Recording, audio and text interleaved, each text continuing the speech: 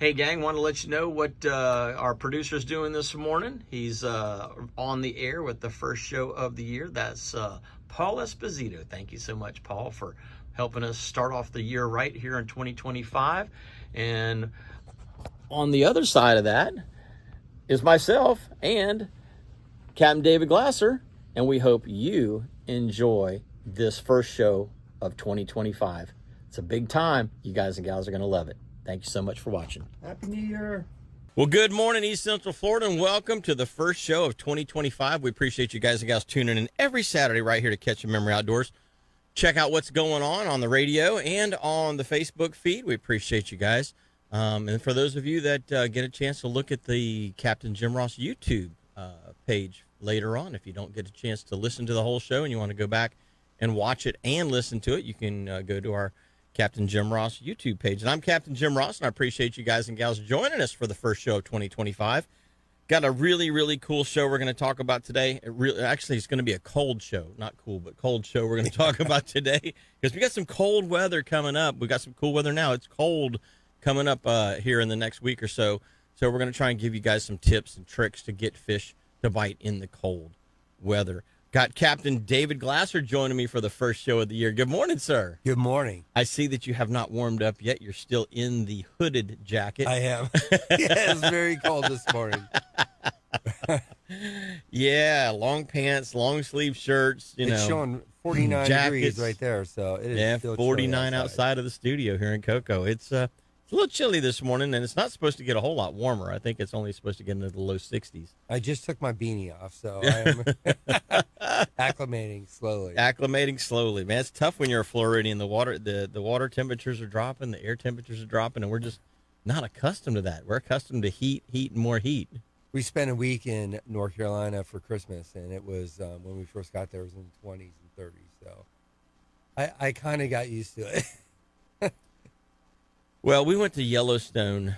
We went to Wyoming and visited Yellowstone and Jackson and a few other places last year. We went in August when it was 197 degrees here in Florida and 347% humidity. You know, that third week of August is always so pleasant here in Florida. We went out there and it was about the temperatures like we have outside right now in August. You know, 40s in the morning, and then it would get up to the 70s in the daytime. It was pretty nice, to be really honest with you. And the low humidity like we have outside today, same kind of scenario. So you'd wake up in the morning, and you know it was kind of a long pant, light jacket kind of weather, and then by the afternoon you were into maybe a technical long sleeve shirt with a pair of shorts, and it was very nice. It was a nice relief from the heat last year, but. Our winters are like their summers is kind of what it's like. It's really weird. Yeah, the summers here are brutal. They are. Yeah. They are definitely. Well, David, we've got continuously cooler temperatures for the next couple of days, and then it's going to get cold. And this week and a half before it actually gets cold, and just letting you guys and gals know. If you don't catch any fish, guess what? You're not alone, because these temperatures are this temperature pattern is hugely detrimental to trying to catch a fish in a tropical scenario that like we live in here on the Space Coast. It's it just is not conducive, because the fish are going, okay, the sun's out, but it's not getting any warmer. And I don't really want to eat anything if it's not going to get any warmer, because my metabolism's not going to allow me to digest it. In fact, I've already seen, after the last cold front, I've already seen quite a few places in the canal systems where bait fish had been eaten. As an example, the small little silver perch. There's a bunch of silver perch in the canal systems of Merritt Island and Cocoa Beach right now. And they're all about 4 inches, 4.5, 5 inches long. Well, a trout will eat them, a snook will eat them, or whatever will eat them, and then they don't have enough warmth for their metabolism to really digest it, and you see them spit them back up half regurgitate. Well, they regurgitate them, but they're half digested, if you will. And you see a lot of that this time of the year, because the fish, they know they want to eat, But then they also realize that, hey, to survive, I need different weather conditions than what I've got right now. So I'm just going to spit this thing up, and whenever the conditions turn back around, I'll get back to eating again. So, like we were saying, if you guys and gals have been out this week and not done as well as you'd like to, there's a reason for it. And we're going to continuously see cooler temperatures every single day, pretty much, for the next 10 days, I would imagine.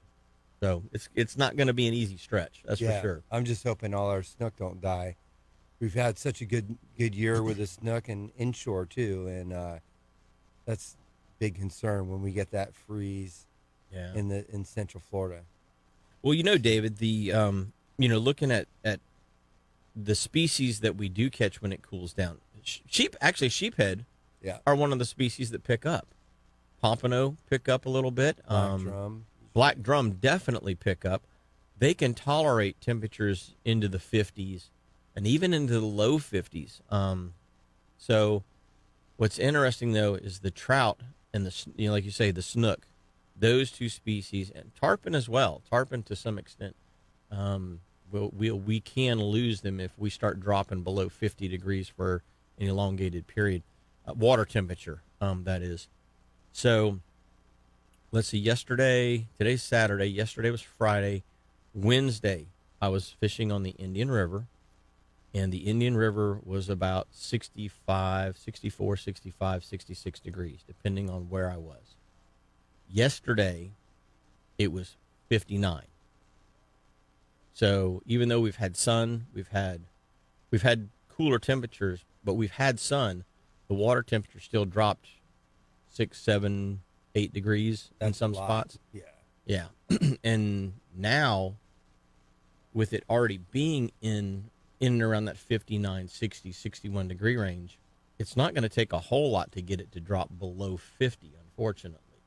So 50 is kind of that magic cutoff, 50 that's where the snook in particular start floundering. If it gets to 49 or 48, they start dying. And then right around 47, 46, the trout start floundering. And by 45 or so, 44, they start dying. So I'm really hoping that we don't see water temperatures dip into the mid and upper 40 range, because we have a huge crop of first-year fish, especially with the speckled trout. The catches that we've been seeing the last month in the Banana and the Indian rivers in particular, all the 7, 8, 9-inch trout you could ever want. And all of those fish were basically spawned last year. So these are all first-year class fish, and there's huge numbers of them. And so we had a great spawn. These fish are hanging around. They're feeding. They're thriving. But if we get a good cold spell, it's going to negate that entire year class of fish, unfortunately, and others.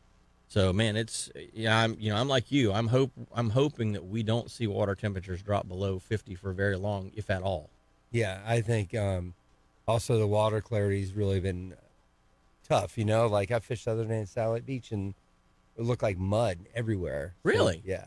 Was it algae mud or just turbidity? Looked like turbidity, but usually, when we have north winds for a day or two, it usually cleans it up. But it was real muddy looking, and that's interesting, because a lot of the areas I've been fishing have actually been, they've looked pretty decent.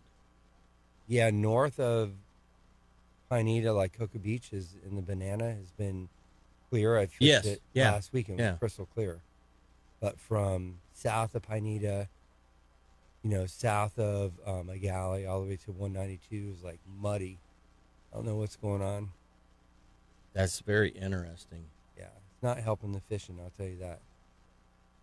Are they still doing dredging projects down in the Satellite Beach area? I think they're still doing the demucking project. Yeah, over there. Interesting.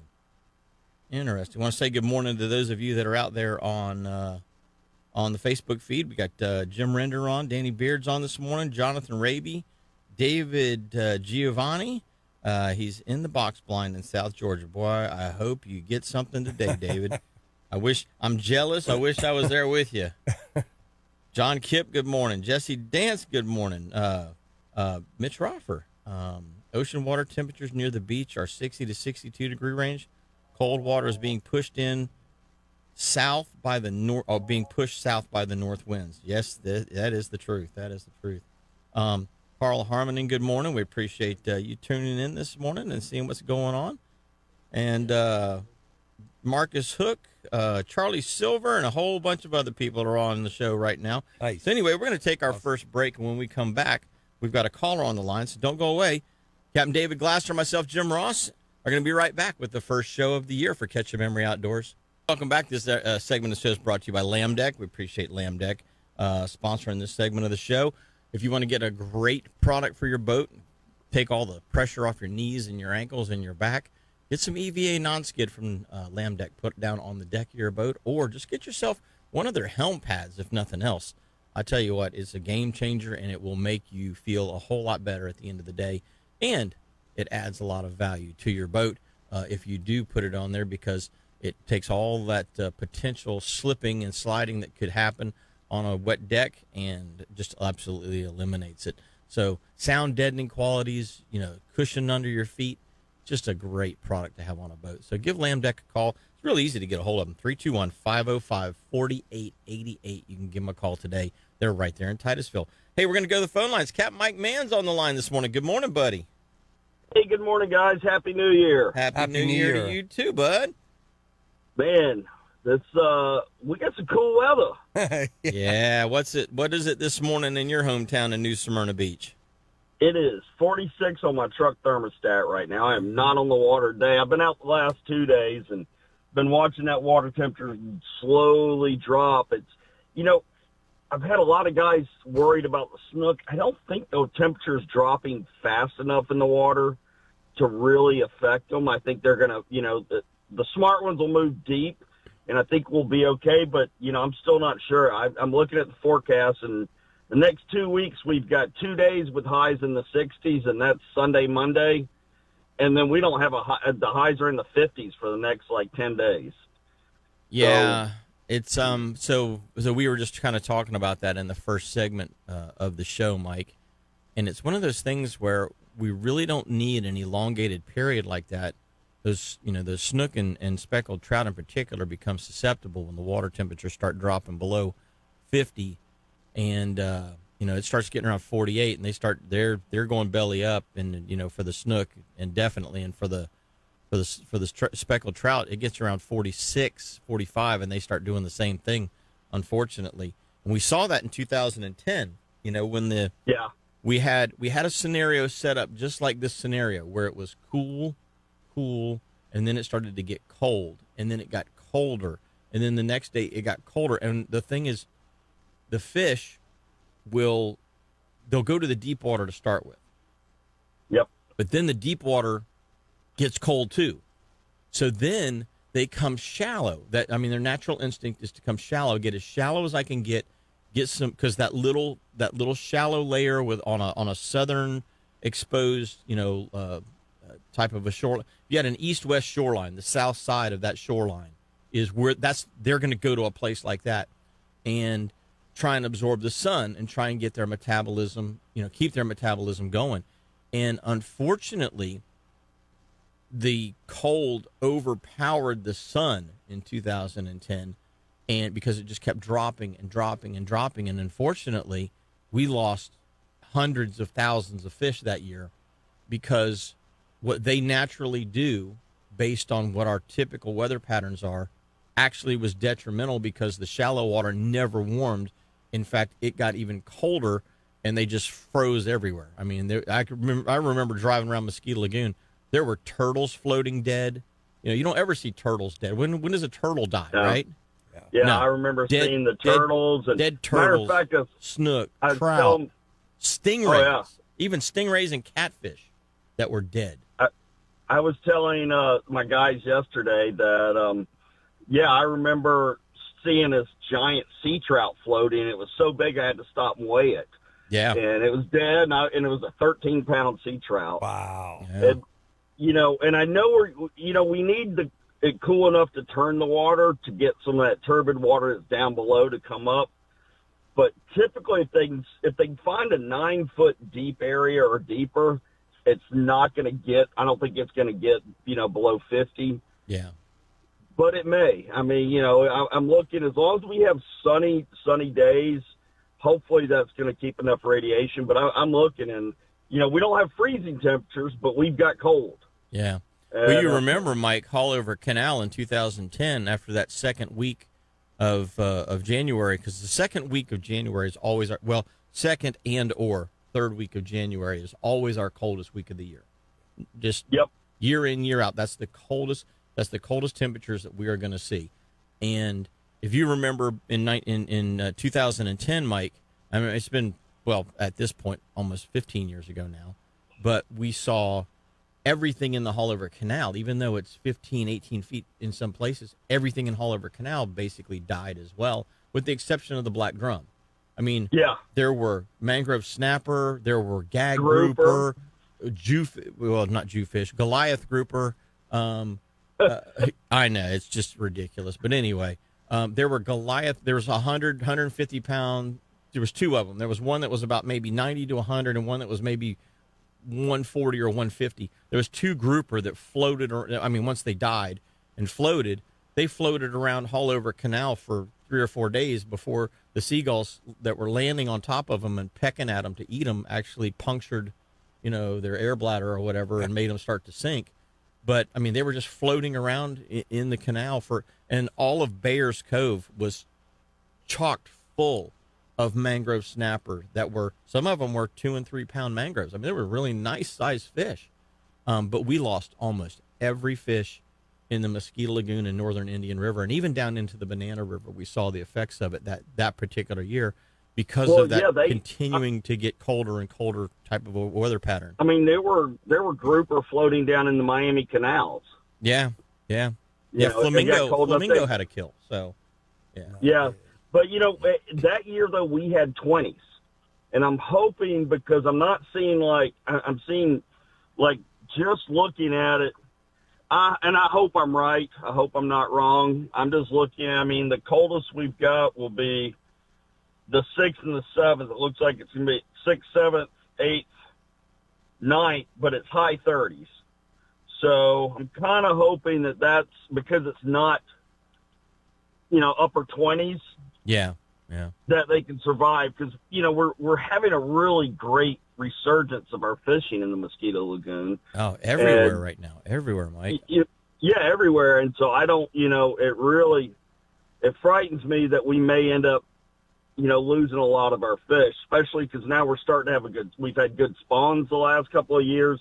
Yep. The last probably 3 days I've caught a lot of small snook and redfish and trout, which for a couple of years we weren't hardly catching any of the little dinks. Exactly. And now seeing those, it's like, okay, on the flip side, those smaller fish tend to do okay, it seems like. It seems like for the sea trout, it's mostly the larger sea trout that don't fare well. At least in 2010, I don't remember seeing a whole lot of small sea trout. It was all the big ones. And I don't know if it hit right after they spawned and they were weak. I'm keeping my fingers crossed. I'm excited for the cooler weather. I just don't want it to get the temperatures down so much that we have a kill. Boy, isn't that the truth? Yeah, that is the truth. Mike, we had kind of led the show off talking about the resurgence of small sea trout in the Banana River canals, residential canals, and the Indian River, Sykes Creek area. All of those residential canals right now have all of these 6, 7, 8, inch speckled sea trout in them that we're catching on our charters, and it's sometimes you're catching 50 a day. You're not necessarily targeting them. They're just there. Yeah. And what's great to see, it's great to see that, because that means, last year, those are last year fish. Those are first year class fish. Last March, April is when those fish were spawned. And so to see them at that 6, 7, and sometimes even 8 inch range now, there's so many of them. If they can just make it through this cold, and we had a great summer as far as no fish kills, no large scale fish kills. There was a few little micro kills, but no large scale fish kills due to the heat and the algae.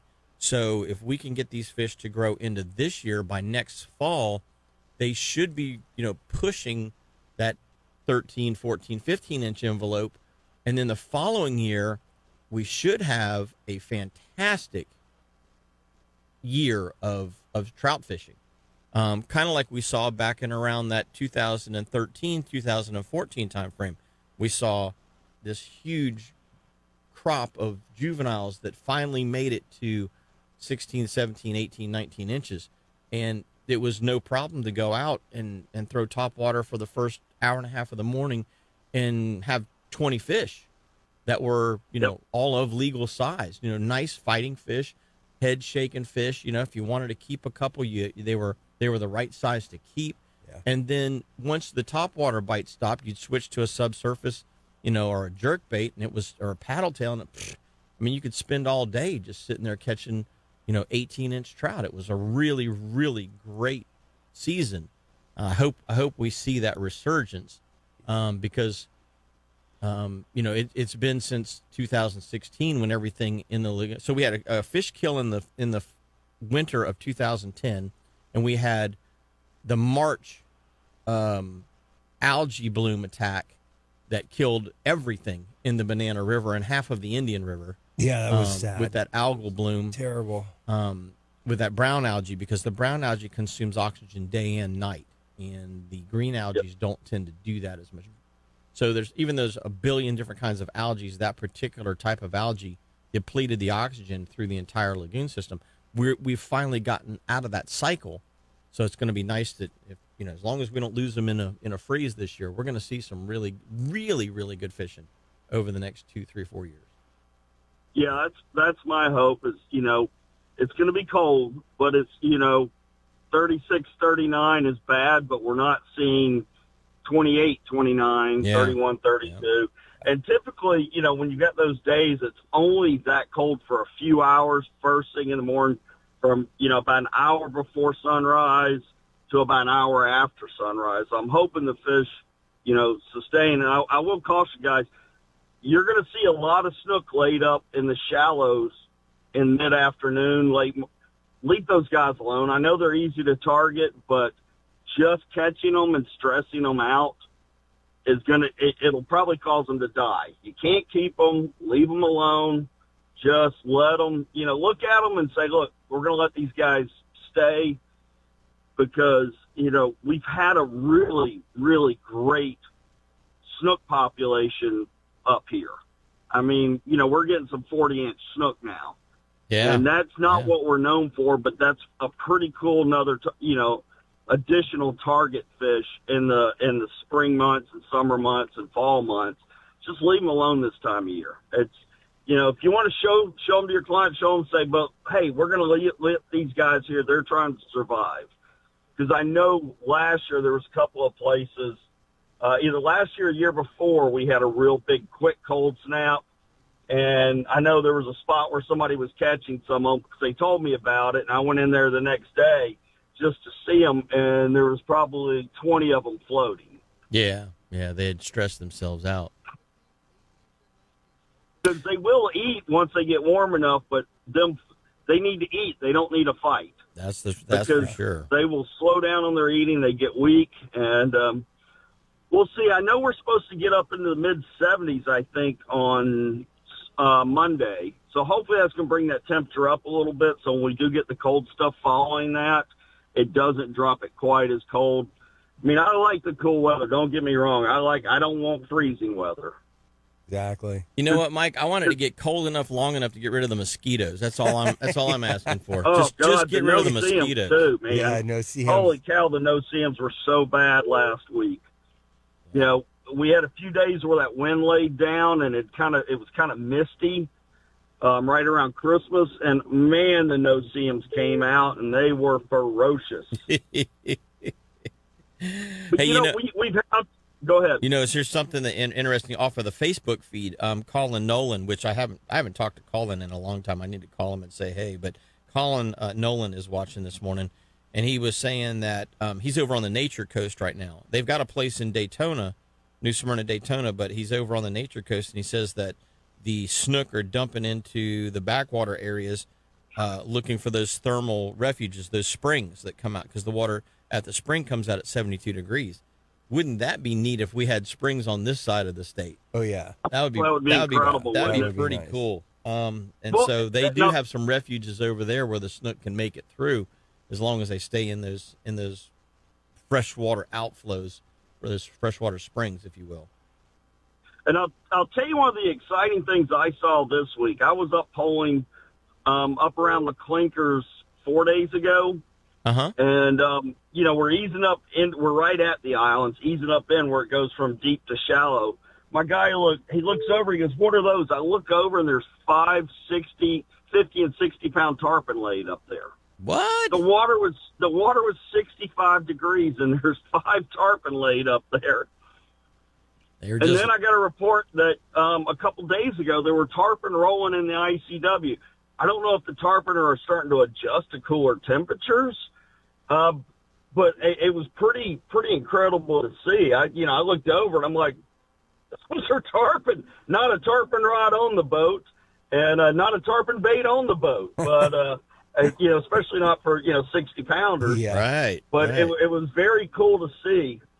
And I know in the inlet there's been a lot of tarpon still all through December. There were a lot of tarpon still.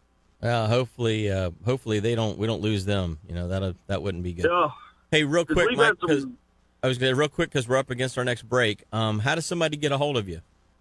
Yeah, I've got a few days still open in January, not many. You can give me a call at area code 386-295-5991. You can go right to my website, fatfishguide.com. You can follow me on Instagram, CAPT, Mike Man with 2 N's, and Facebook, Fat Fish Guide Service. Guys, it's a great time to fish. We've had some great luck lately. Well, and once the cold weather gets past us and it starts to warm up, those fish go to chewing. I mean, just absolutely tearing stuff up. So that's what I'm looking forward to. The cool down days aren't the best days to fish. You can catch fish; they're not the best days, but man, those warm up days, those are the days. Yeah, that's when it goes off. Hey, Mike, thanks for the. I was going to say thanks for the call this morning, and we appreciate you giving us that report from the Mosquito Lagoon. Thanks, guys. Get out and have a great day. Thanks, Mike. Happy New Year, bud. Thank you. Take care. Hey, gang, we're going to take our next break. We had a caller trying to call in on the line, but we had the other line backed up. So if you want to give us a call back, give us a shout here. 321-632-1000 is our call-in line. We're going to be right back with more Catch a Memory Outdoors after these messages. Welcome back. This segment of the show is brought to you by Sun State Pest Management. Unfortunately, over the holidays, we lost the owner of Sun State Pest Management, Steve Goff. So kind of a shocker, was not as expected whatsoever. So we want to send our condolences out to the guys and gals at Sun State Pest Management. But obviously they do a fantastic job of keeping the bugs out of your house. So give them a call, 800-781-7378. That's 781-7378. And let them take care of your pest problems there at Sun State Pest Management. We're going right back to the phone lines. Capt. Matt Lee calling in this morning. What's up, buddy? Not much, brother. How are y'all? I'm doing good. Are we in the woods or on the water today? Neither right now. We just woke up. I got to do some work on the truck today before I get back in the woods. So, gotcha. How's it been? The woods or water? The woods. It's been good, to be honest with you. Our club in South Georgia, we've been doing really good. I shot at a couple nice bucks, and I didn't kill them, but the kid ended up killing one, which, well, I don't know. It's a long story, but anyway, we've had fun, man. A lot of deer, been running quite a few deer this year, so it's good. Good deal. Well, let's talk about what's going on the water this week. Well, I can tell you, if you fished at all this week, you know that the wind was definitely blowing. It was up, that's for sure. Good Lord, it was good. Though the wind was high. Well, this morning, good too. It's been hard to sight fish for sure. But we did catch some nice redfish. They're starting to school up. After this next week, I really think that the lagoon's going to be on fire as far as schools. The water temperature was sitting around 60, maybe between 63, 64, somewhere in there. Yeah. So I don't think they really gathered schooled up the way they should. But after this next week, they should be schooled up all over. So. You know, Matt, you were talking about the sight casting was a little difficult. Was it because down here in the Merritt Island, Cocoa Beach area, we were seeing, in Rockledge area, we were seeing a lot of fog. Did you have fog issues to deal with, or was it just clouds? It was mainly just the wind. The wind was howling so bad up here that if you didn't get behind the island, you weren't seeing anything. Like gotcha. It was bad, and the clouds. The clouds didn't help, of course. Yeah. But the fog issue wasn't too bad up here. We did get some fog alerts on the phone, like on my phone, like dense fog alerts. But I never really saw the fog. So, yeah, I'm surprised you guys had it down there with as strong as the wind was blowing, though. Yeah, we had a couple of days that was some pretty heavy fog. It made for difficult sight casting scenarios until later in the day. Yeah, the trout bite was really good, though. To be honest with you, this past week, we did a lot of paddle tail fishing and just drifting like deeper edges. Yeah. Yeah, man, it was good. We had a couple 30+ trout days this past week. You know what's interesting, Matt, is that seems to be the resounding, word of the day is how good the trout bite has been the last couple of weeks. A lot of them are small, but that's even I'm encouraged when I start seeing good numbers of sub 10-inch trout. I'm okay with that. I'm good with that. I mean because that means next year's going to be better and the following year's going to be better. When we start seeing those juvenile trout, that makes life good. Yeah, we actually they weren't all juveniles either, man. No, there was some nice ones in there. January 1st, we got our limit on January 1st. Yep. When they kicked back in, it was good. And then we went for some sheep's head and stuff like that. But they're all too short. Figures. Yeah, there was a lot of short sheephead here lately. If you can get a shrimp in front of a redfish, though, he was going to eat that jugger up. The few fish that we did see in a little wad, they couldn't resist it, man. You put a shrimp down in front of them, and they gobbled it up. So I really think these fish are hungry, and after this week, I really think that the fishing is going to be really good if anybody wants to go out there and catch them, because it's going to be, I got a feeling it's going to be on fire. So. Well, the one thing about these cooler temperatures that we have coming is that generally it's a high-pressure scenario with clear skies. And so that does bode very, very well for sight casting to fish, and especially, from my experience, especially in that noon to about 2 o'clock time frame, when the sun's at its highest point or just past its highest point. The warmth of the sun is taking effect. The fish's metabolism are better. You got great visibility because the fish they get some color into them. When they're cold, they're kind of dark and they don't really shine much. But when they get, a little warmth and they get a little happy, they turn into this little gold mirror, and it's like, man, you can see them a mile away. You can make the presentation. It just, as far as from a sight fishing scenario, you're exactly right, Matt. That is as good as it gets, when the conditions come together. Well, I'm hoping to see the numbers of black drum that we did last year. Not just redfish. I'd really like to see a high number of black drum again this year. Have you seen that many recently? What's that, buddy? Have you seen that many black drum recently? I have not seen many recently. I saw them about the week after Thanksgiving. I ran across the school of a couple hundred, and then they disappeared. Yeah, I've heard the same thing. That's interesting. So that is the craziest thing, Matt, because You're fishing Mosquito Lagoon. I'm fishing the Indian and the Banana Rivers. David, you're fishing the Banana all the way from Cocoa Beach down to Sebastian. So we're covering 100 miles of coastline. And everybody said exactly the same thing. Where did the redfish? They were everywhere, and then all of a sudden it was like, and they were gone. I only caught one redfish this whole week. I think there's a lot at the inlet at Sebastian. Yeah, I mean, we right probably had, I'm just going to guesstimate that we had between 225 and 250 fish total this week, between black drum, speckled trout, sheephead, baby snook, and redfish, but only one of those fish was a redfish. That's nuts.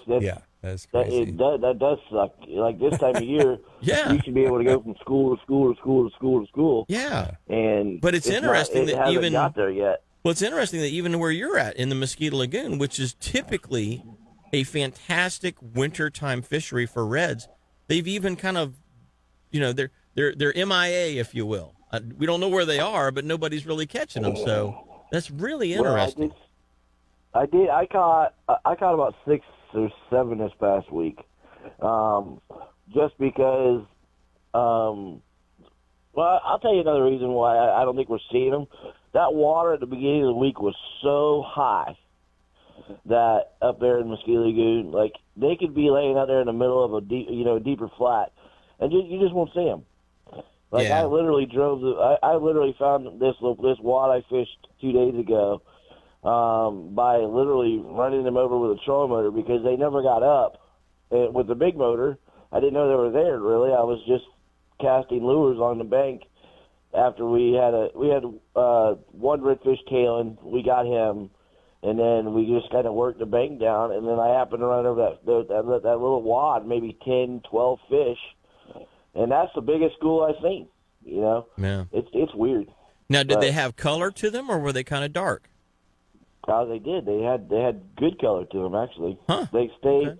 Where I found them was on the west shoreline as that sun was coming up, and then that one tailing fish, which sparked the whole deal, his tail was completely out of the water. I mean, he had everything at the base of his tail up. I mean, he was really tailing, and he was in there good. And I knew if I could get a shrimp next to that guy, he was definitely going to gobble it up. That's exactly what happened. That's a great sight. When you see them doing headstands, they're eating, No, for sure. Not just the tip, but you got the whole fan out. And I'm going like, oh, my gosh, there's a redfish. I'm getting so excited. My one guy, my repeat client, Rob, he's like, okay. Yeah. he didn't realize. No, I'm like, do you see that? Don't you see that? He's like, yeah, I see it. And I'm like, okay, like this doesn't excite you? And he's like, oh, it does. I'm excited. And I'm like, and then he didn't show like really any expression until after he got that thing hooked, and it was going wing, wing, wing, wing, wing. And he's like, oh yeah. And I'm like, bro, I don't know. I'm just like a kid in a candy store when I see it anymore because we went so long without seeing tailing redfish. You know what I mean? Yeah. And now we've seen him, and every time it's like a new present under the Christmas tree. Like, oh my God, there's one. Matt, do you remember? I think we're going back a number of years. This was around 2007, maybe 2008, and we had a reasonably windy springtime. Okay, and it was one of those windy years. And one day, I had Everett Ehrlich, who is he worked for television. I was CBS, I believe. He was one of the producers or one of the bigwigs at that television station. He helped. He started Kurt Gowdy's American Sportsman television show way back in the day. Man, you're going way back. Way back. You're like showing your age, bud. I know. Like, I'm not that old. Well, I was in my 30s or so, my early 40s, and he was in his 70s at that time. He had retired out of it. Anyway, long story short, we're on the Mosquito Lagoon, and we're between Pardon Slough and White Sands on that flat north of Stick Island, right?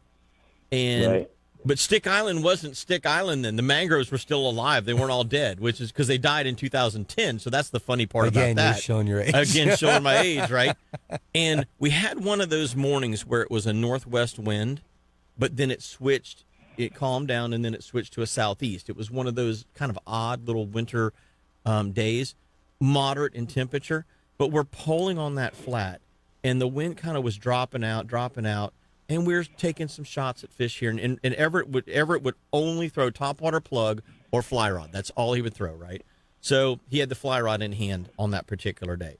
He's like, if I can't catch them on a fly or topwater, I don't want to catch them. And I'm like, these fish would eat a shrimp or they'd eat a chunk of a mullet. Nope, ain't doing it. If I can't catch them on a fly or topwater, I don't want to catch them. I mean, I want to get to that point in my life where I've caught enough fish where I can be that selective about it. You know? I haven't got there yet. But to wrap it up real quick, so the wind goes dead calm, and it looked like a headstand competition. Every redfish on the flat was doing a headstand. There were tails sticking up everywhere, and it was one of those scenarios, Matt, where when you're poling along and you hear the pistol shrimp snapping, you're like, you hear that in the water? Oh, yeah. All the pistol shrimp were going off. So I don't know what they were feeding on, but the pistol shrimp were just pop, pop, pop, pop, pop. And the redfish is head standing as hard as they could go. And I'm throwing a little orange butt. It's called a quan. It's a little crabby looking type thing with a little orange butt and a little craft fur tail. We were killing it. And then all of a sudden the wind picked up out of the southeast, and it kind of picked up strong. It came at 12, 14 mile an hour, and all of it stopped. But for maybe a 45-minute segment, we were killing it with the fly rod. And it was one of the best fly rod sessions I've ever seen. And the fish were just as happy and hungry as they could be. But it's so cool when you talk about getting excited. You see those tails pop up, and that happens. Hey, Matt, we are pushed up against our next break. How does somebody get a hold of you, buddy? Give me a call, 386-214-3530, or you can go on the website or Instagram, Facebook, whatever, code redfishingcharters.com. There you go, brother. Get out there and see some tailing redfish with Capt Matt. Appreciate the report this morning, buddy. Yes, sir. Hopefully that this next cold front doesn't kill them snook, though. We got our fingers crossed, that's for sure. All right, buddy. Y'all have a good day. Thanks, Matt. Happy New Year. Hey, gang, we're going to take our next break. Captain David Glasser and myself, Jim Ross, are in the studio for Catch a Memory. Don't go away. We're going to be right back. Welcome back. We appreciate you tuning in every Saturday right here to Catch a Memory Outdoors. This segment of the show is brought to you by the great gang down at Engel Coolers. And I tell you what, man, talk about some fantastic sales. Hopefully you all were able to take advantage of their Black Friday through, Cyber Monday through Christmas scenarios, because golly, they had some fantastic sales down there. But if you didn't, it's not too late. You can still get yourself an Engel Cooler every day of the week at engelcoolers.com. So check it out. If Santa didn't bring you one in his sleigh this year, it's time to go get you one and get involved with a really, really cool community. Engel is one of those companies that gives back to the sport fishing community. And, anytime that you have a company that is giving back, obviously that's the kind of, they got to make a profit, okay? But they do a lot of things to give back. And it's really cool to see companies that get behind us fishermen. So I feel as fishermen, we should get behind those companies that are helping to support us. And they have a great product as well. Fantastic product. Yeah. Fantastic product.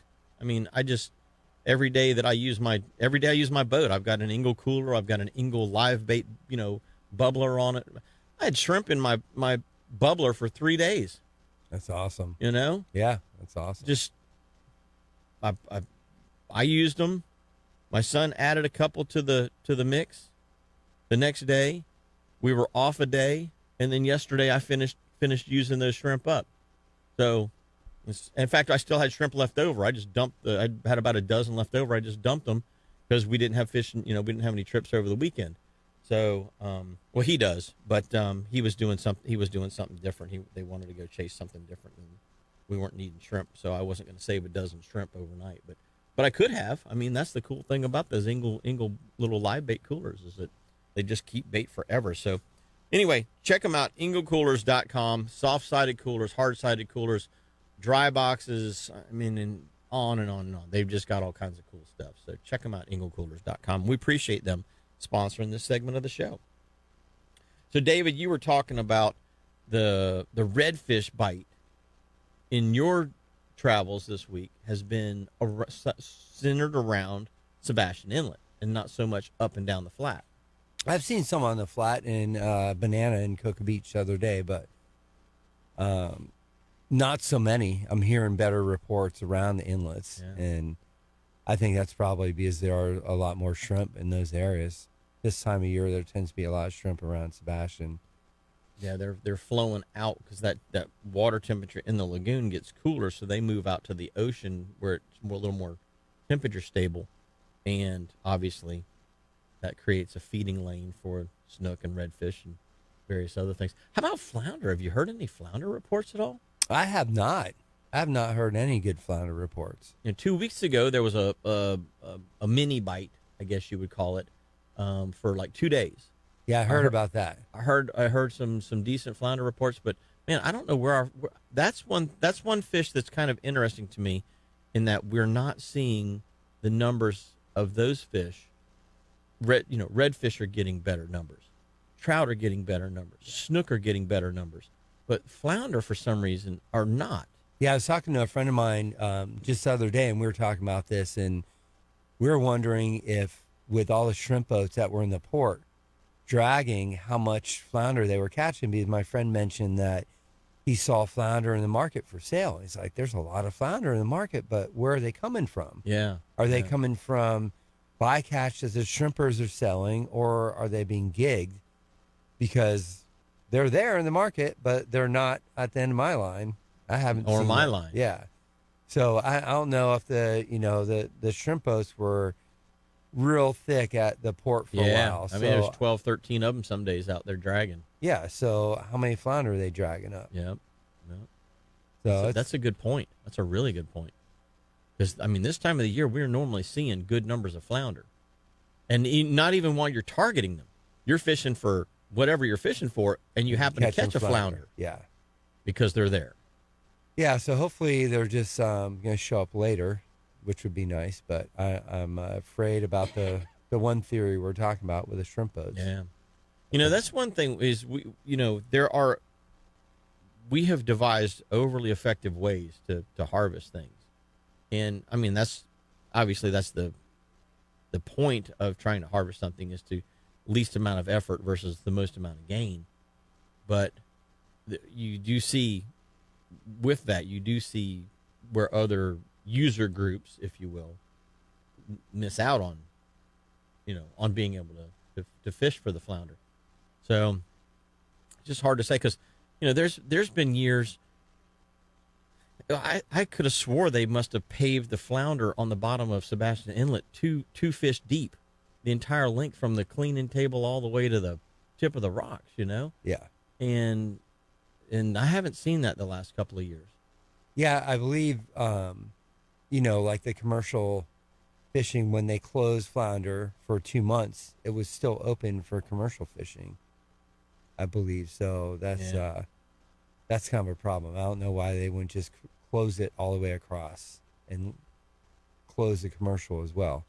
And the other thing is I don't know why you and I, as recreational anglers, have a limit on the number of fish that we can catch, but yet especially commercial spearfishing, 100 pounds, it was 150 fish at one point, which is how many pounds?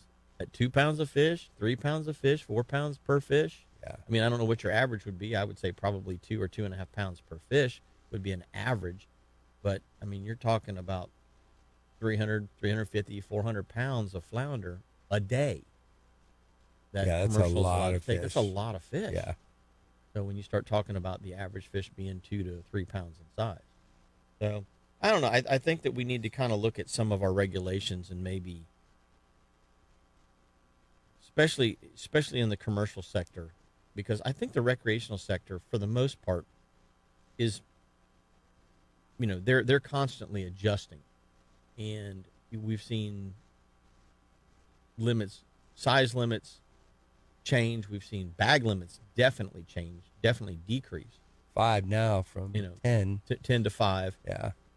We've seen pompano change. We've seen sheephead change. We've seen speckled trout change. We've triple seen tail, redfish. We've seen a lot of changes. cobia, yeah, in the recreational sector. But You don't necessarily see that in the commercial sector. So, for a recreational standpoint, it's definitely something that might need to be looked at. I mean, obviously they're trying to feed people. I get that. But when it starts affecting when one user group starts affecting another user group, that's when it becomes a problem. Yeah, I agree. And so, we see that in various areas, unfortunately. So I think that they just need to, I don't know if they want to address it or not, but I think something could probably be addressed. So I don't know. What do you guys and gals think about it out there? We'd love to hear from you. You can give us a call, 321-632-1000, and talk about what your ideas on that particular subject are. But I tell you what, we are going to take our top of the hour break. When we come back, Captain David Glasser and myself, Jim Ross, are going to be right back with you after these messages, so don't go away. Welcome back. Second hour, Catch a Memory for the new year. We appreciate you guys and gals tuning in for our first show of the season for 2025. And I got Captain David Glasser in the studio with me. For those of you that are just joining us, I'm Captain Jim Ross, your host. Appreciate you all tuning in. We are going to actually go straight to the phone lines. We got the one and only coastal sportsman, Captain Jeff Cranick, on the line. Good morning, buddy. Good morning, guys. Good morning. How we doing this morning on this chilly Saturday? Just sitting on the couch blind at the house. Couch blind, huh? Yep, I get you there, brother. Yep. Yeah, I thought the service today, the celebration of life for Captain Rodney Smith, started at 1, and then called Blair, and Blair goes, no, it starts at 11. So I decided to sit it out this morning to be an adult and not rush myself. So, yeah, I got to sleep in today. Yeah, Rodney, for those listeners out there that don't know who Rodney Smith was, he was one of the first fishing guides in this area. Born and raised there in Satellite Beach, or I don't know if he was born there, but he raised there in Satellite Beach. And Rodney was not only one of the first fishing guides in this area, back when, there was Troy Perez, there was Frank Catino, there was Eric Ersch, Rodney Smith, Sean Foster. Yeah, Sean. Oh, I haven't heard that name in a long time. And I think those were probably the only 5 fishing guides that I can remember from back in the 80s and 90s. Because like Mr. Tingley and some of the guys that used to run out of Tingley's Fish Camp, those older fellas had kind of graduated out of it. And so the next crop, the next generation of guys, and then I came in there shortly after. Richard Bradley came in there shortly after. I mean, 30 years ago, there weren't a whole lot of guides around here, but Rodney was not just a fishing guide. Rodney was the first guy that really started sounding the alarm about the lagoon system and the degradation that was happening due to overbuilding, construction, progress, we'll call it, of the Space Coast area. And, to have an icon and a legend like Rodney pass away, it's a sad day, because he is one of the guys who kicked off the projects that we now see in play with trying to limit the amount of fertilizers when they can be used, pesticides, herbicides. But Rodney was a fantastic champion for the environment, because he knew that the less that we took care of the environment, the harder his job was going to be as a fishing guide, because we were going to be killing off the habitat that the fish want to live in. And so at an early age, or an early time in, not an early age, but an early time in my guiding career, I found him to be an exceptional,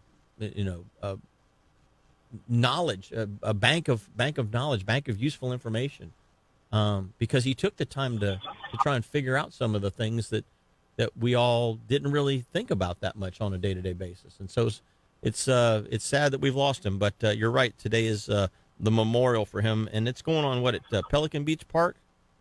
I believe so. Yeah. Yeah. So I'm gonna get down there after the show today myself.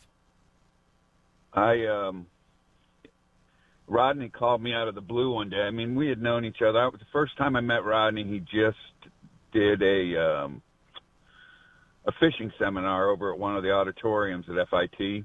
Mm-hmm.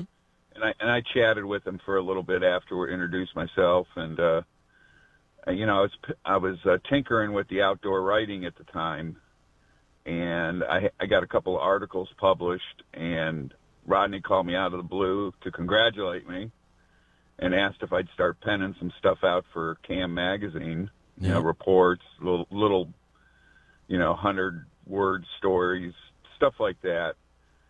And he was really critical with me. He told me, what problems or issues. He corrected me. He sent me he mentored me in the right direction to where, I ended up getting hired by Gaff magazine for 10 years and did the area reports and about 6 articles a year with them. So, I call him, when it comes to my outdoor writing, he was a mentor of mine. Yeah. That's awesome. Yeah. So, well, Jeff, how long have you been fishing, a fishing guide and a hunting guide here on the Space Coast? Well, I started out as a mate with one of the guys from the police department. And when they opened up Gators again, I think it was 88. And I was mating for him for 3-4 years. And then we had clients going, they'd get their gators on the first day or first night, and they'd have nothing to do. So he would say, hey, can you take them fishing? Can you take them duck hunting? That kind of stuff. Yeah. My 2 passions in life are flats fishing, saltwater flats fishing, and duck hunting. And by 1994, I was guiding for all 3. Yeah. Great. So I hung out my shingle in 94. Gotcha. So you've been there right along with the rest of us there in the mid to late 90s is when we all kind of started, us older generation at this point started our guiding careers. Yeah, and like you said, we always crisscrossed in the circle, but I for the most part I had Sebastian area by myself for years. Yeah. Till some other guides started popping up, and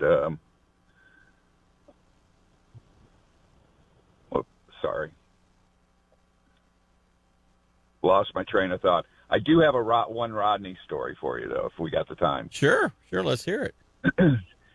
I worked up in Alaska for a number of summers as a charter boat captain for one of the companies there in Ketchikan, actually the only company in Ketchikan at the time. And this big burly guy showed up for his first day of work, and it ended up being Jacob Smith, Rodney's oldest son. Huh. Now, we're 3,000 miles away, so he introduced himself. We were getting ready to have a guides meeting with the Coast Guard, and he goes, I'm Jacob Smith. I said, where are you from? And I'm from Brevard County, Cocoa Beach area, Satellite Beach. And I said, who's your dad? And he smiles and he goes, Captain Rodney Smith. And I stood up in front of everybody. We were on the dock, and I said, I know your dad. I said, he's the OG, one of the OGs of Cape Canaveral area and Cam magazine. And I didn't mean to embarrass him, but I think I embarrassed him a little. No, I meant to embarrass him. But yeah, that's and both of his boys ended up working up there and are still up there. Matter of fact, Jacob, he's a full-time resident up in Ketchikan now. So really, okay, yeah. Interesting. Yeah, Rodney loved his kids, and he loved taking them out on the water when he wasn't working. That's for sure. So that's my one Rodney story. I'm looking forward didn't want to see him on this type of occasion, but yeah, I know Jacob's in town, so I'll see him at the memorial today. The event today. Yeah, yep. Well, on another note, we went duck hunting this week. We did. We had a Broadmoor hunt, and then a lot of birds flying. We just were not on the spot. They were. Yeah, some of the guys there were behind us 200 yards, and we're done shooting by at 7:23, I think it was. They were picking up. Yeah, before 7:30, they were already picking decoys up. But we picked through them, and we ended up with 4 limits minus the 4 or 5 that the alligators got. Yeah. Well, I tried to wreck the whole thing. Now, actually, Jeff tried to wreck the whole thing to start with. He dumped the entire box of Dunkin' Donuts out in the floor of the duck boat before daylight. So that started it. And then I did my best to scare everything off within sight because I was just shooting and missing everything, And then I was like, I can't believe I was shooting this badly, right? Well, then it got contagious. I mean, everybody. Blair started shooting bad. Jeff started shooting bad. Even Kyle started shooting bad. We were sitting there just laughing at the fact that we couldn't hit. I mean, nothing. And the ones we did hit acted like we didn't hit them. You'd see feathers falling off of them. They just keep right on flying, Yeah, Blair pillowcased a ringer, and the feathers were dropping on him into the boat blind, and that bird just flew away. And Kyle shot 2 like that. I shot 1 like that. I'm like, I know I saw feathers fall off that bird. Kept right on flying. Kyle shot the bill off of 1. Kyle's like, sadly, the bill was hanging as it went over and you the could boat. see the bill flapping, and he's like, and he pulled 2 more trying to, follow-up shots, trying to knock it down. I'm like, sorry, dudes. I mean, I must have infected everybody with my poor shot placement. Or the ducks had some new Kevlar vests. They were wearing Kevlar or something. I don't know what was going on. We just sat there and all we could do was laugh. We just laughed about it. It kind of, it was kind of a warm up for the saltwater, and boy, we better be shooting a lot better than we did the other day. Boy, isn't that the truth? Isn't that the truth? Yeah, I sat there and. I burned through my box of shells, and I'm just sitting there, and Kyle's like, aren't you going to shoot? And I'm like, I'm out of bullets, man. I feel like Elmer Fudd. No more bullets. Well, at least you guys are laughing. That's the one thing. You get in the duck blind with Jeff Kranick and Blair Wiggins and Kyle Weaver, you are going to laugh because that's all we did all morning long was laugh.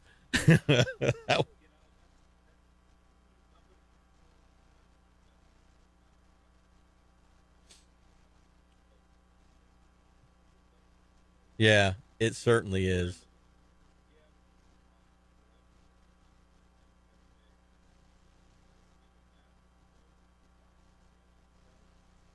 Yeah.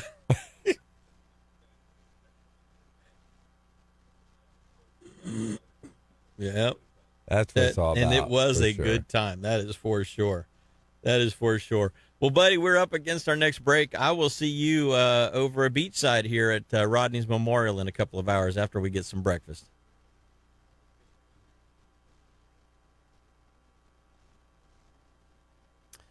I got my jacket. That's for sure.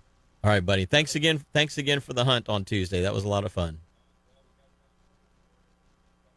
All righty. Take care. Hey, gang, we're going to take our next break. When we come back, David Glasser and myself, Jim Ross, we've got a whole lot more Catch a Memory, so don't go away. Welcome back. We appreciate you tuning in every Saturday right here to Catch a Memory Outdoors. This segment of the show is brought to you by Petrucci Insurance, and you've heard it before. We're going to tell you again because you're paying too much for your insurance in most cases. And if you haven't called Petrucci, let them run a rate check for you, do some quotes for you. You don't know if you're paying too much or not. I can tell you that if you're with the same insurance company for more than 5 years, you're probably paying too much money because the first and second year they keep it low and then they start creeping it up. And by the 5th or 6th year, they've increased your prices to the point where you can find a better deal out there. And that's what Petrucci does for you. Every single day, they're finding the best deal on the type of coverage, the proper amount of coverage that you need for your boat, for your house, for your car. So give Petrucci a call and tell them you heard about it right here on Catch a Memory Outdoors, and let them save you some money in here in 2025. Like my house, David, my house comes up for renewal next month. So Virginia, who is the agent that I typically work with the most, she'll call me or I'll call her, typically about a month out, and go, hey, it's time for your renewal. We're going to do a little shopping. Do you need to adjust your levels, your coverages? Do you need to adjust them in any way? What's changed? So that's nice that they ask you what it is that you need, and then they go and find you the proper fit for what your needs are at the best possible price. And in some cases, you may have an insurance company that you're working with now that's giving you the best deal. But in most cases, I would say probably 85% of the cases, not so much. They'll find you a better deal. Yeah, I have to give them a call. Yeah, it's easy. 321-632-1200. That's 632-1200. If they can help you out, they'll help you out. If they can't, they'll let you know, hey, we don't have anything that's going to beat what you're already paying. So stick with what you got. But you don't know if you don't call. So 321-632-1200, and let them give you a shout back and let you know if you're paying too much or if you're right on the mark, if you will. So that's what they do at Petrucci Insurance. Dave, we were talking about these ducks and all this stuff flying around in the air, and I don't know what I was really looking forward to having a good shoot, like shooting well. Yeah, I was looking forward to that. Buddy of mine helped me. Jesse Dance helped me do some shooting, and I felt much more confident after having practiced under the tutelage of somebody who's obviously a much better hunter than I am. But man, we had the way the birds were flying around us, it was really hard because they were either coming over the top of some cattails. It was foggy, and they were coming over the top of some cattails right in front of us. That we were kind of in this little canal or little pinch point, and so they were coming straight on and flying right over our heads, or they were coming. A lot of them were coming from the right of where we were and flying from right to left, sort of at a 45-degree angle across. And man, I couldn't hit anything. I mean, it was horrible. I'm just like, how I just couldn't figure the lead out. And with the fog being in place, you didn't really have a very big window. I mean, it was a really small opportunity with the conditions that we had. So I felt happy with the ones that I shot, but then there was some that I'm just like, how did I miss that? Have you had that had the ducks approaching at that angle before? Not that. The ones flying away were really tough. Well, actually, even the ones coming at us, I don't know how, I wasn't the only one missing, but like I said, I think I infected the other guys. That's contagious. It was contagious. It was bad. And then we had a couple of, Kyle had a couple of shells that they misfired, just didn't fire. So we had a couple of duds, if you will, in one box of shells that he had brought. But I only brought one box, and I was pretty much done with it within the first hour and a half. How often do you get to duck hunt? Once or twice a year.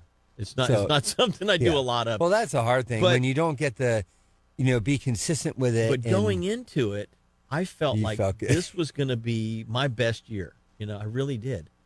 And I couldn't have, I don't know what I was doing. I don't know why I was missing, because I was over, under, behind. I mean, it was, Jeff's calling him out. He's like, you're in front, you're behind, you're over, you're under. You're not over, mainly under. And I'm just like, what the flip is going on here? Yeah, I think you need to go back out there sooner than later and maybe redeem yourself there. It just goes to show you that when you think you figured it out, you don't really have a clue when you only do it as little as I do. Yeah. And so obviously there was a lot of, ribbing going on. Oh, you really scared that one to death, you know. Look, he lost 2 feathers. He was so scared when he did a 90-degree turn on you. There was a lot of ribbing that went on at my expense. Well, at least you had a good time. We had a fantastic time, but I was awesome. just really shocked because the first couple of times that I've gone duck hunting, I've had not that great success, but I've knocked down a lot more birds than I knocked down this time. And for whatever reason, I was just not on. Well, the most important thing is that you weren't depending on those ducks to feed you. I was glad that I was not depending on those for sustenance. Yeah. But it was just kind of, I don't know. I was just off. And I guess you can have an off day here and there. I get that. Absolutely. But I was going into it with a much, much higher expectation of my performance than what came out of that, that shoot. So I need to spend more time with the gun in hand, which isn't necessarily a bad thing, but I need to definitely practice more. And so in translating that into my fishing, the same thing happens in fishing with my clients. They're like, why am I casting so poorly today? And, but that's something that I do every day. So if I'm pitching to a mangrove, pitching to a dock, pitching to a whatever, a specific piece of structure, I'll skip it up under there, or I'll lay it right next to where it's supposed to lay, and I'm not in the trees a whole lot. But a lot of times we do a lot of squirrel fishing this time of the year. Oh yeah, because customers are in the same scenario that I was in with my shooting this past week. Why am I not doing better? And for some days you're just off, and some days you're not. But it's just it makes you want to do better. That's the bottom line with that. It makes you want to do better. Yeah, for sure. Well, buddy, what's going on in the Banana River? Because I haven't been over there in about 2 weeks. I mean, have you been seeing good numbers, finding good numbers, or has it just been? I left the Banana River because it was a little bit scattered, and I was getting frustrated with it that I was having to run such long distances to get on little groups of fish here and there. There weren't enough stops in the day for me to want to stay there. Has that changed? Well, I was out of town for about 10 days over Christmas, but I fished Wednesday, and we, wherever you found clean water, there was a lot of mullet. We've seen some redfish, but there was a lot of trout in deeper waters. I didn't see any black drum, which I was surprised. Usually this time of year, surprising, yeah. Usually this time of year, I'll see a lot of black drum in there. But you know what? Overall, there's not as many black drum as there have been in years past. At least at this point. I don't know if they haven't migrated back down to the area yet. Yeah, hopefully in the next week they'll show up with this colder Matt weather. Lee was talking about it earlier about the lack of black drum schooling in the Mosquito Lagoon that typically is happening this time of the year. Yeah. Same thing in the Indian River. There is a lack of schools of fish. Now, I know that there's a couple of commercial guys that are out there netting the fish, and they say that somehow it's legal. I don't know how they're doing it, but somehow it's legal. They're allowed to net the black drum. But what happens is they'll net the whole school of fish. Yeah. They'll take the whole school. And so if there's 50 fish in the school, they'll get every one of them in one net set. That's not good. I feel like the gill net ban is a great thing, but for some reason there's this loophole and these guys are taking advantage of it. And it goes back to that over-effective way of catching fish. Like we talked about, where's the flounder? Are the shrimpers dragging the flounder up before they get to the beach and we can catch them? Because there's so many shrimp boats out there this year, this fall. Is the same thing happening with the black drum, where those 10-pound and under fish are getting netted, and because they want to stay in a tight group for protection, but that same herding instinct or schooling instinct also is their detriment when it comes to somebody wrapping a net around the entire school. Yeah.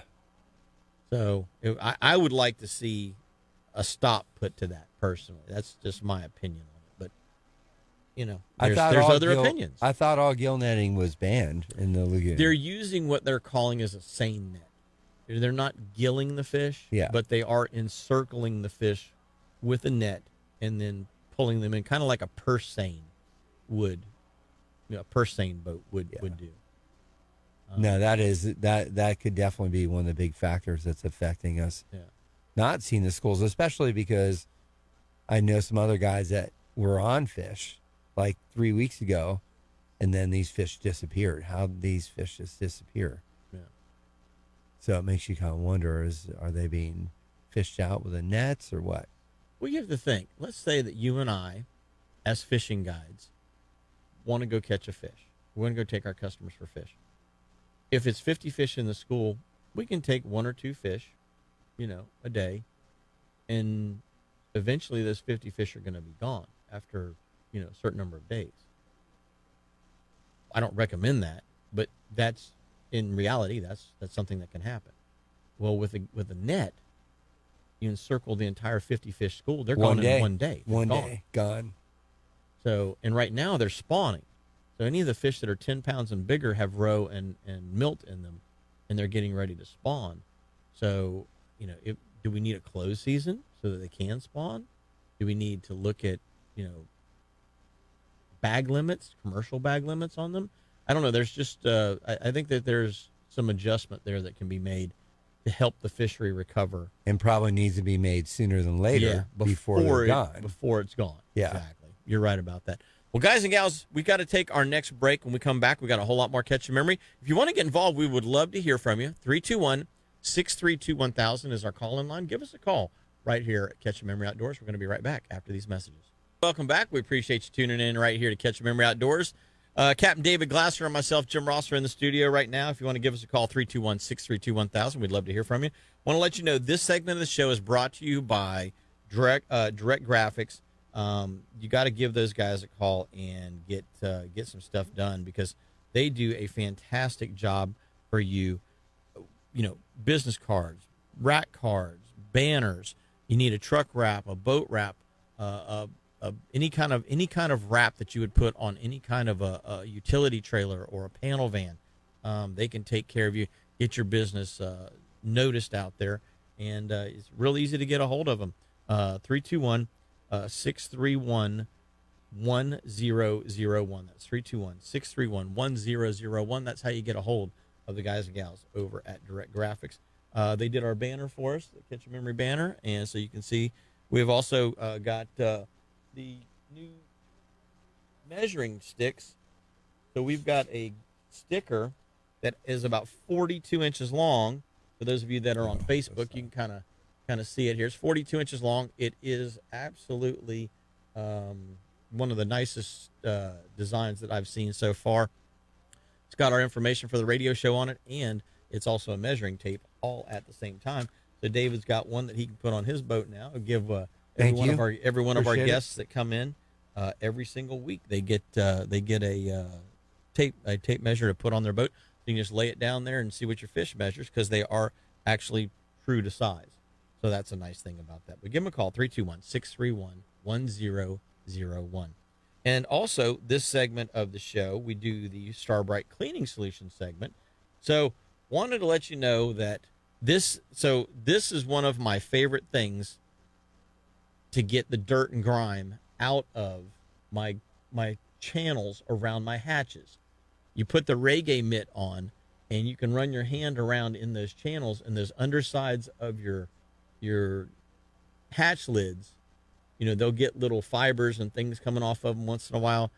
This keeps all of those fibers from going in your hand and allows you to get all that gunk and grime, all those fish scales, all those bugs, the dirt, the leaves, everything else that gets in the channels of your deck hatches, gets them out. So check out the reggae mitt from Starbright, and that way you can put whatever your favorite cleaning product is right on that thing and go to town with it. Love those things. Appreciate Starbright being a sponsor of the show and providing us with these products. David, I got a to-go box, compliments of Starbright out in the truck for you for after the show. So you got all kinds of goodies. It's like Christmas all over again. I know, right? It's awesome. Yeah, and speaking of good products, like the angle coolers, Starbright also has a great product. Man, everything they make is just, even their buckets. They've got the 5-gallon bucket with the rope handles. So and then they've got these little 3-gallon buckets And I like the 3-gallon buckets to keep in the boat for just splashing the deck down and stuff, because they fit in almost any hatch. If you got a little flats boat, you don't have to have a big center console with a 5-gallon bucket. Yeah. You can with the flats boat, bay boat, you've got much less storage space, and your compartments are typically not as deep. And with these little 3-gallon buckets, man, they work fantastic. Yeah, their little buckets are handy for Good sure stuff. on fishing Good boats. stuff. So everything that Starbright makes is a pretty darn good product, right down to their buckets. Oh man, you know what? We got to talk about the fishing conditions that we've got today, the fishing and boating conditions for today, Bud, because there's a small craft advisory out there. You were saying that the water was splashing over the seawall on a galley. Yeah, on the it galley was causeway? north winds, like straight north this morning, probably at least 20. Yeah, a little chilly out there. Yeah, a little chilly for sure.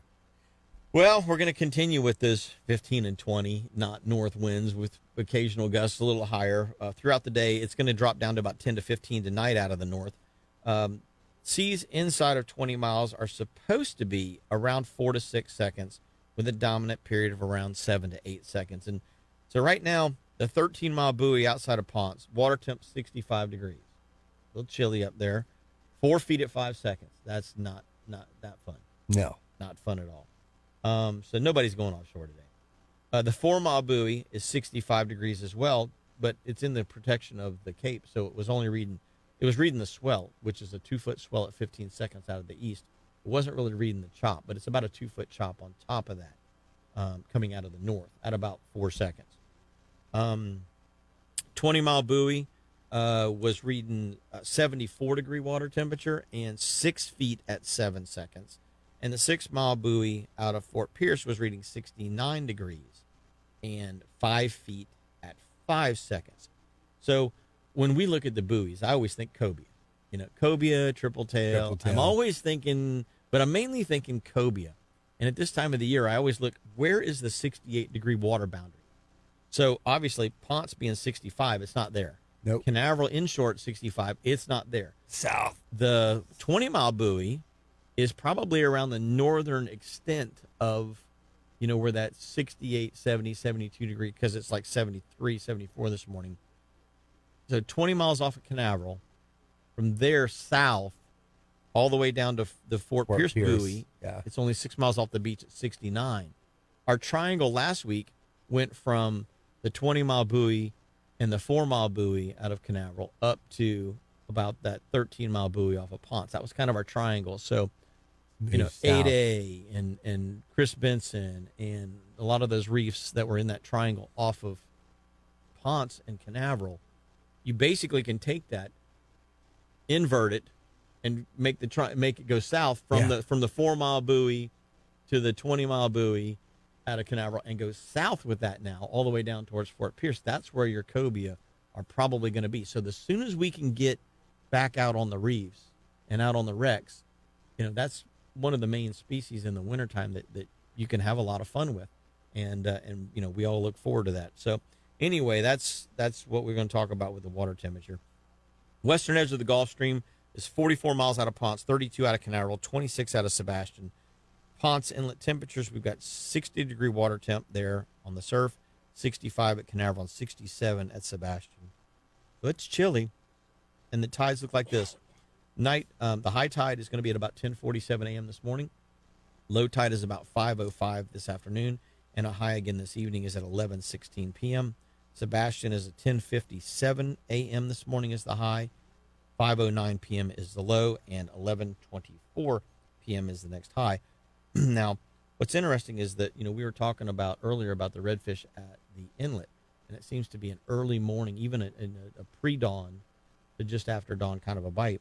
And it's kind of interesting because the way that the Soul Lunars were lining up, the Soul Lunars are brought to us by All About Archery. It was a 1 to 2 a.m. to 3 or 4 a.m. Early morning. And now it's going 2 to 4, and now it's like 3 to 5, and now this morning it's actually 3:42 to 5:42. So just right at before dawn is when the major feed of the morning or pre-dawn hours is going to happen. We have a minor from 10:15 to 11:15 in the afternoon, and that goes in conjunction kind of around the time of the high tide. So we'll have a little bit increased activity. And then this evening from about 3:45 to about 5:45, so right at dusk, right around that low tide is going to be the major for the afternoon or evening. So anyway, that it kind of gives you some indicators as to how you can plan your day out. If you decide you're going to go this afternoon, it's probably going to be a pretty good afternoon to be on the water because water's going to be warm right there. 3:00, it's going to be about as warm as it's going to be for the day. Yeah. And then you've got that major that's starting to kick in right just after that period of time. So could be a good dusk time bite today. As long as you're not offshore. Right. As long as you're not offshore. Yeah. Exactly. Inshore, blocked by the islands, maybe. I don't know what the wind forecast or is. hiding inside the inlet. Yeah. Somewhere. Inside Mullet Creek, inside a Long Point, somewhere inside where you can get a wind break. Yeah, inside the inlet's not bad with the north wind. Yeah. You're pretty much blocked in there. Yeah. You know what's interesting about the north wind in this time of the year at Sebastian? I catch a lot of sword spine snook in the inlet. And I don't necessarily catch them the rest of the year, but in the winter months, like if I'm pompano jigging or flounder fishing, I'll actually catch sword spines. I wonder if they're coming from the shallow waters, the backcountry, and coming into the inlet. Coming That out of the makes sense. Sebastian River, I would think, because there's To in the warm up a summertime little there's bit. a lot of them up there. Yeah. But they're getting out towards that ocean where the water temperatures are warmer, and because the lagoon system is cooling down, and the ocean is the warmest point at that, I caught a bunch of those actually at in the port by the ramp there in the fall. Did you? Yeah, The sword spines. summertime and fall, and the fat snook too. So we only had one fat snook and 2 sword spines. That's all I had this year at the port, which is.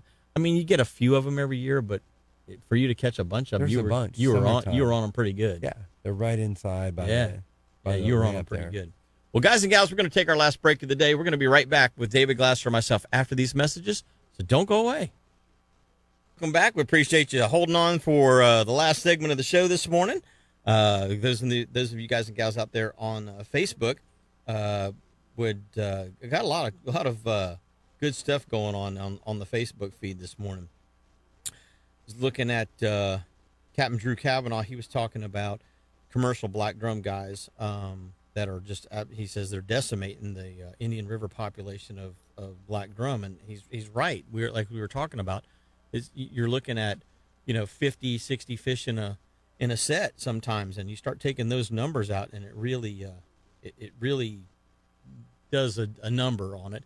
And then Jerry Flynn was talking about one of the commercial guys that he saw at the boat ramp, and he had 60 flounder one night. So you and I, as charter fishing captains, are allowed to keep way less than that. And so I think those numbers are disproportionate. I definitely think that there's something that we can start to at least start a conversation about, and maybe get something changed. It'd be really nice. Yeah, something has to happen. That or FWC, if they're going to continue to allow that heavy of commercial activity to occur on certain species, then they need to, like they do with the recreational licenses, they use some of the monies from the recreational license to help enhance the fisheries. They need to do the same thing with the commercial fisheries. If you have a commercial fishery, a commercial fisherman, he's paying a license, then he needs to be doing something to help enhance the fishery, and they need to be taking part of those proceeds that from their commercial fishing license and restocking or creating opportunities for more fish to be put back in the water. I think it makes sense. And, I mean, it's not, and I can tell you it's not being done. Yeah, because I mean, when people are making money on something, they're going to make as much money as they can. Right. And it's like the clamming. When there used to be so many clams in the lagoon, and people were making a lot of money clamming, and there's no more clams hardly. Yeah. So that's one of the problems with the lagoon too. Right. Water clarity and all that. And so here's the thing. Here's the difference, because I've seen it from both sides. My grandfather was a commercial trout fisherman. Okay. So I see it from both sides. I see that every trout that goes in the box equates to a dollar. Okay, it has a dollar affixed to it. So when you're taking to the market, the more fish that you can put in that basket, that fish box, the more dollars you get. I get that. From a recreational standpoint, we have customers that want to go catch fish, not necessarily keep fish, but some of them do. Some of them want to keep a fish or two. But the more fish that we return to the water, the better tomorrow is for us, because we're not decimating the resource that we rely on for our living. Yeah. So the commercial mindset is one of take. And once I've taken everything from here, I move on to the next spot and I take everything that I can from there. And then I move on to the next spot and I take everything that I can from there, because that's how I make a dollar. Where you and I are like, we put back, because tomorrow we have customers that want to catch fish. And if the customer today takes them all, then the customer tomorrow doesn't have a good experience. And the customer the following day doesn't have a good experience. So we are giving. So instead of take, we give to the resource. Yeah, we harvest a fish here and there, but we're not overall as a group of anglers, we're not looking to decimate a fishery for a dollar amount. And I think that is the difference in the mindset of a commercial angler versus a recreational oriented angler. Even though we're considered commercial fishermen, David, you and I as charter fishing captains, we're considered commercial fishermen. We have to adhere to recreational standards, and we adhere to a recreational mindset. In fact, if anything, we don't even set to a recreational mindset, because a lot of recreational people want to go catch their limit of fish. They're not satisfied with a fish or two fish. They want, if it's a 5 fish limit, they want their limit of fish coming in with them every time they go. And so we are even more conservative than the standard recreational person in most cases, when you look at that group of anglers as a whole. I mean, obviously there's a lot of guys that are catch and release only. I get that. Yeah, but a couple of things to mention are, one thing is our redfish have been closed here in Central Florida for 2 years now. Yeah.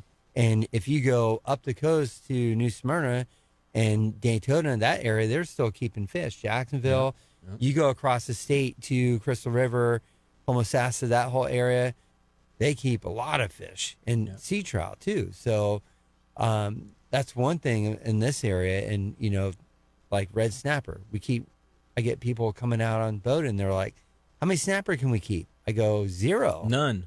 I go, you can keep 1 fish per year. And, I had some clients from Texas the other day and they're like, what?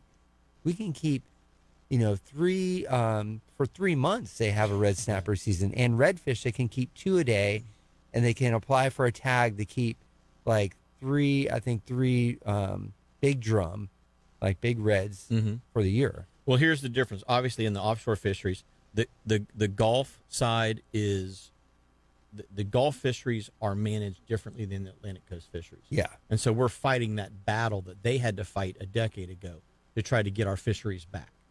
And FWC is actually actively trying to work on something to make that happen with National Marine Fisheries. So, because they realize that an entire ban on a species is not good, especially when that's the most abundant species on the reef, and with the exception of kingfish.